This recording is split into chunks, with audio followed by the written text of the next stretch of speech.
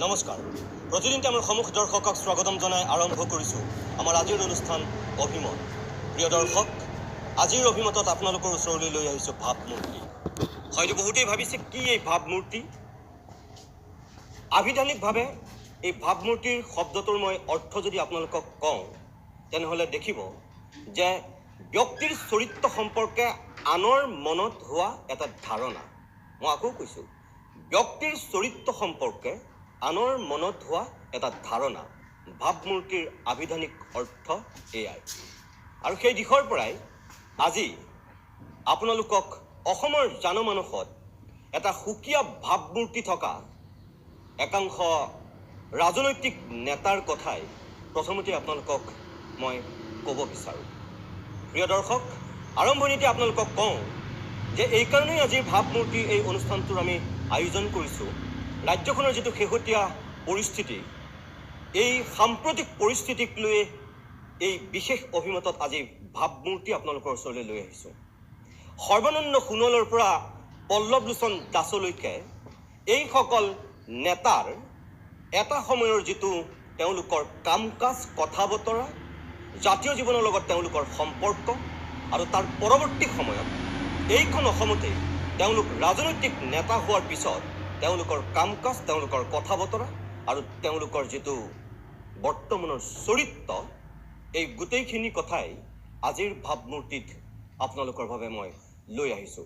প্ৰথমতে মই মাননীয় মুখ্যমন্ত্ৰী সৰ্বানন্দ সোণোৱালৰ পৰা আৰম্ভ কৰি প্ৰত্যেকগৰাকী ৰাজনৈতিক নেতাক কওঁ যে আজি যিখিনি কথা ক'ম, কোনো ব্যক্তিগত শত্ৰুতা নাই, কোনো আক্ৰোশ নাই, কিন্তু যিখিনি কথা ইয়াত কোৱা হ'ব সামগ্ৰিকভাৱে অসমৰ স্বাৰ্থত আৰু জাতিৰ স্বাৰ্থত কোৱা হ'ব।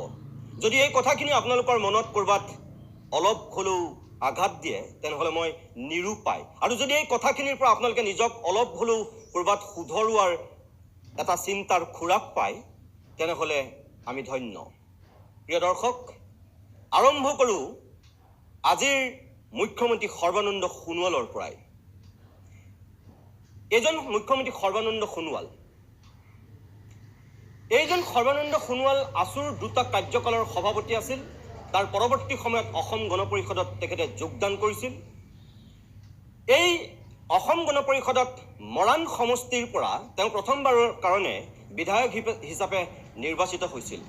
আৰু তাৰ পূৰ্বে সদৌ অসম ছাত্ৰ সন্থাত তেখেত দীৰ্ঘ সময় ধৰি সভাপতিৰ পদত অধিষ্ঠিত হৈ আছিল। প্ৰফুল্ল কুমাৰ মহন্ত আৰু ভিগু ফুকনৰ সেই ঐতিহাসিক নেতৃত্বৰ পিছত পৰৱৰ্তী সময়ত যিসকল আছুৰ সভাপতি হৈছিল, সেইসকলৰ ভিতৰত বাকীসকলক বাদ দি যদি মই একমাত্ৰ সৰ্বানন্দ সোণোৱালৰ নামটো লওঁ, তেনেহ'লে আপোনালোকে দেখিব 7 বছৰতকৈ অধিক সময় এইজন সৰ্বানন্দ সোণোৱালে সদৌ অসম ছাত্ৰ সন্থাক সভাপতিৰ নেতৃত্ব দিছিল। আৰু তাৰ পৰৱৰ্তী সময়ত তেওঁ অসম গণ পৰিষদত যোগদান কৰিছিল আৰু মৰাণ সমষ্টিৰ পৰা তেওঁ প্ৰথমবাৰৰ কাৰণে বিধানসভালৈ নিৰ্বাচিত হৈছিল। আৰু সেই সময়তে তেওঁ ডিব্ৰুগড় লোকসভা সমষ্টিৰ পৰা লোকসভালৈ তেওঁ প্ৰতিদ্বন্দ্বিতা কৰিছিল আৰু নিৰ্বাচিত হৈছিল এইজন সৰ্বানন্দ সোণোৱাল। আৰু তাৰ পৰৱৰ্তী সময়ত তেওঁ লখিমপুৰ লোকসভা সমষ্টিৰ পৰাও লোকসভালৈ নিৰ্বাচিত হৈছিল।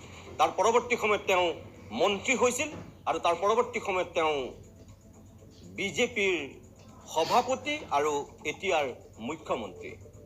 এই সৰ্বানন্দ সোণোৱালৰ যিটো ভাৱমূৰ্তি অসমৰ জনমানসত আছে, মই নতুনকৈ আপোনালোকক কোৱাৰ কোনো প্ৰয়োজন নাই। ছাত্ৰ নেতাৰ পৰা আৰম্ভ কৰি আজিৰ মুখ্যমন্ত্ৰী হোৱালৈকে আপুনি যদি চায়, তেনেহ'লে সৰ্বানন্দ সোণোৱালৰ গাত আপুনি, মই, আমি কি দেখিবলৈ পাইছিলোঁ।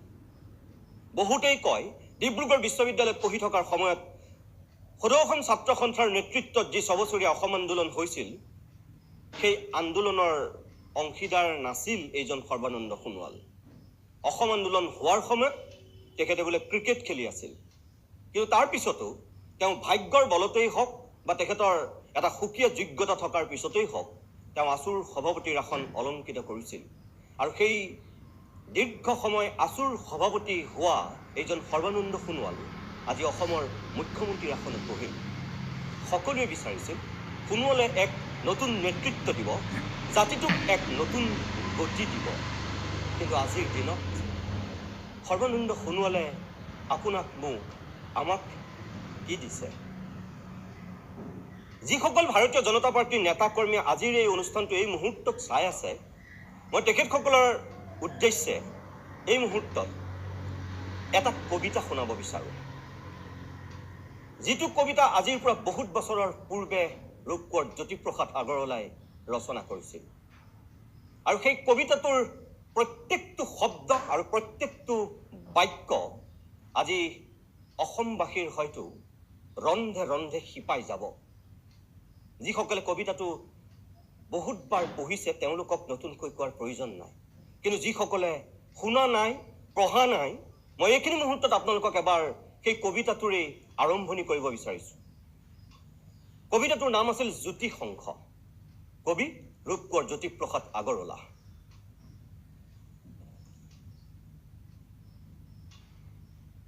মই মাজৰ পৰা আপোনালোকক অকণমান গাই দিলেই যথেষ্ট হ'ব। তই অসমীয়া শৰাই ঘটীয়া, তই যে অগ্নিবীৰ্য, চলি উঠ নৱসূৰ্য, দেশ যায় জ্বলি, ঘৰ যায় হলি, চোতালত দিলে শত্ৰুৱে ভৰি, এতিয়া জানো তোৰ বুকুখন যোৱা নাই দেই পুৰি। কৰ সোনকালে ফালি মোহ জাল, ওলা ওলা তই নুদুখি কপাল, হীনতাতকৈ মৃত্যু ভাল। অসমীয়া হুঁচিয়াৰ, অসমীয়া হুঁচিয়াৰ, শত্ৰু যদিও দুৰ্নিবাৰ, হৈ যাব চাৰখাৰ, ভাষাত শত্ৰু, দেশত শত্ৰু, কলা সাহিত্যত শত্ৰু।